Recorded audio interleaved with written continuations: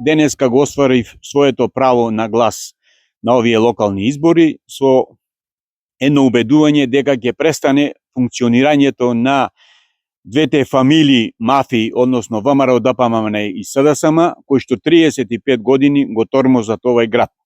Нивното функционирање пред се представуваат една организирана мрежа од 90-тите години навака, односно во 90-тите години имале гласачи дедо, синови, внук и правнуци. Сето тоа продолжува и до ден денеска со продолжувањето на гласање на нивните потомци, односно пошироки фамилии.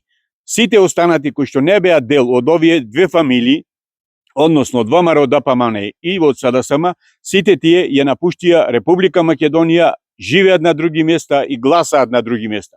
Затоа ние мора да гласаме против овие две политички партии, заради тоа што немаме видено како функционираат општина Охрид без градоначалник од две партии.